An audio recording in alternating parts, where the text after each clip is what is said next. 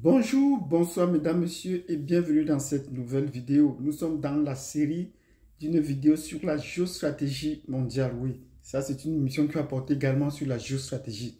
Merci de faire ma connaissance, merci de faire votre connaissance. Et la meilleure manière de nous rencontrer, c'est déjà de mettre des pouces sur cette vidéo. Mettez-nous des pouces. Abonnez-vous si vous n'êtes pas encore abonné et cliquez sur la cloche de notification. Oui, c'est important de s'abonner parce que nous allons faire d'autres vidéos parlant de géostratégie, euh, de géopolitique et plus de géographie. Oui, c'est ça notre dada. Donc, si vous êtes cette chaîne, vous êtes à la bonne place pour comprendre les analyses et les décryptages géopolitiques au niveau africain et au niveau international. De quoi est-ce que nous allons parler aujourd'hui? Comme il y a eu l'installation du président américain hier et il a déployé sa politique générale. Depuis qu'il avait été élu, il a dit ce qu'il devait faire et on a pris cela pour de la blague. Il a dit et il a redit. Hier, dans sa politique, dans son discours d'investiture, il a repris ces termes point par point et de façon claire, avec des arguments également où ça nécessitait des arguments.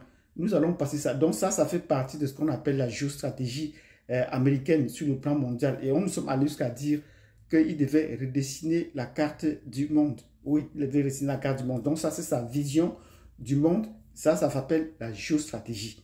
Oui, quand il va commencer à le mettre en application, on va parler donc de géopolitique. Parce que quand ça va passer dans la phase de l'application. Donc aujourd'hui, nous allons parler de la géostratégie de la France. Après cet échec de la non-invitation de Macron, nous allons parler de la géostratégie de la France en Afrique et comment elle est en train de prendre l'eau de tous les côtés, non pas seulement sur le plan africain, mais également sur le plan international.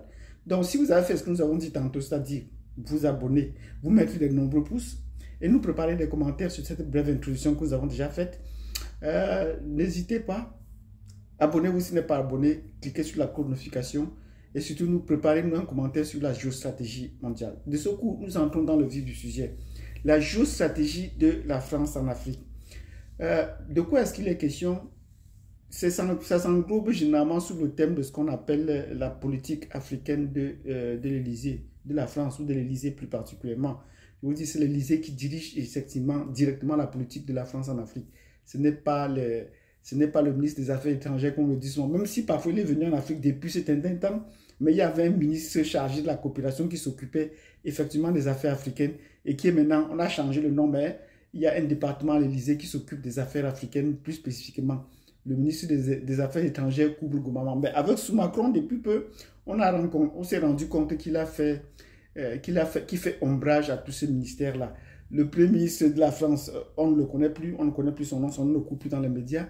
Le ministre des Affaires étrangères, on ne le connaît pas, alors qu'auparavant, on a eu des brillants ministres des Affaires étrangères de la France, ainsi que le Premier ministre. Mais avec Macron, il a éteint tout cela. Il parle à la place de tout cela. Il parle également à la place du président de l'Europe. Il s'affiche un peu comme le président de l'Europe. Oui, organisant des voyages en Chine avec toute l'Union européenne, intervenant en Afrique avec toute l'Union européenne, posant les problèmes, amenant l'Union européenne par-ci et par-là. Il voulait s'afficher comme le principal dirigeant de l'Union européenne hors de l'Europe. Ben, ceci dit, qu'est-ce qui se passe-t-il en Afrique? C'est que depuis certaines décennies, depuis près de 2 à 3 décennies, les Africains commencent déjà par malmener la France sur le continent. Et cela s'est manifesté ces derniers temps-ci par le rejet des bases militaires françaises. Oui, le rejet des bases militaires françaises. Et les Africains ont mis en place ce qu'ils appellent, ont voulu revendiquer ce qu'ils appellent et mettre en place ce qu'ils appellent la souveraineté effective de leurs États. Et les États là, elles l'ont vraiment prouvé. On va voir dans une autre vidéo les pays qui pourraient adhérer à l'AES. Ça fait déjà pourrir beaucoup d'encre. Il y a des pays qui sont prêts à toquer à la porte de l'AES. Certains annoncent par-ci, par-là. Mais est-ce qu'on est proche de la réalité? On est loin de la réalité. On verra tout cela.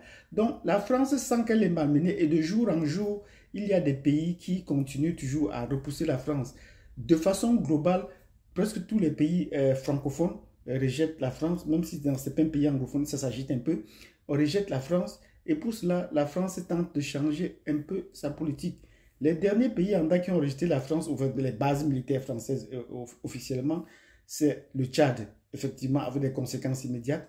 et le Sénégal. Mais on attend pour le cas du Sénégal encore la carte de ce déploiement, de ce redéploiement, ou la carte de départ.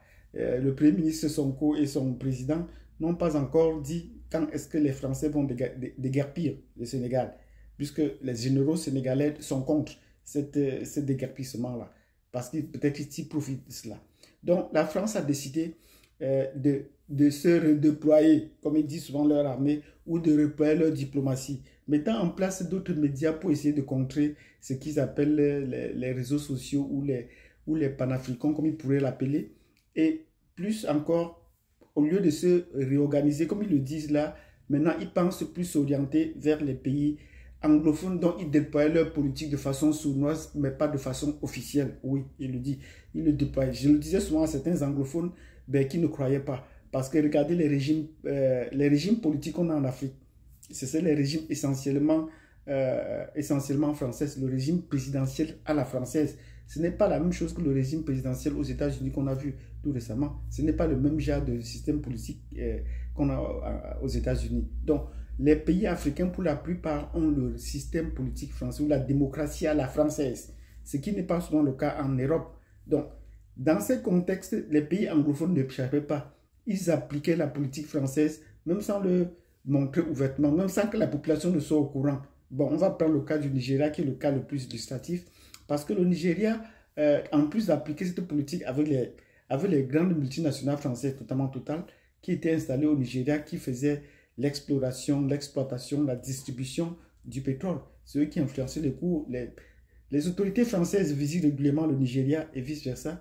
Et le dernier cas en date, c'était le cas du président nigérian qui a visité la France. Et c'était peut-être la troisième visite depuis qu'il a pris le pouvoir. En moins de 5 ans, il a visité le Nigeria. Il visite le Nigeria presque tous les 6 mois. Donc, dans ce contexte, on a senti que le Nigeria, la France veut maintenant ouvertement déployer sa politique vers les pays anglophones. Et dans la foulée, après la visite du président nigérian, ils ont annoncé qu'ils devaient organiser le sommet France-Afrique au Kenya. Voilà, un autre pays où ils devaient organiser. Parce que vous avez vu le président kenyan faire des réunions avec la France, visiter la France régulièrement, faire beaucoup de réunions. Et n'oubliez pas, sous les cartes, il y a un institut français de recherche de l'Afrique orientale installé à Nairobi. Oui, j'ai eu l'occasion de visiter ces pays. C'est un magnifique pays, le Kenya. Et j'ai pu constater que au Kenya, il y a les alliances françaises. J'ai visité Mombasa où j'ai découvert qu'il y avait 3 alliances françaises. Oui, que cherchent donc les Français là-bas? Donc, les Français dans les pays anglophones étaient là, étaient présents. Il y avait le marché Carrefour déjà depuis. Ben, ils ne le disaient pas à haute voix. Maintenant, ils sont en train de redéployer leur politique africaine. Donc, en allant vers ces pays-là, puisqu'ils sont rechassés un peu partout, puisqu'avec le français, on essaie de les repousser. Donc, voilà ce qui était l'objet de cette vidéo, la géostratégie de la France en Afrique, ou la réorientation de la politique africaine en Afrique. Qu'en pensez-vous? Dites-moi dans les commentaires ce que vous en pensez. Est-ce que vous pensez qu'il y a un vrai déploiement vers les pays anglophones ou pas?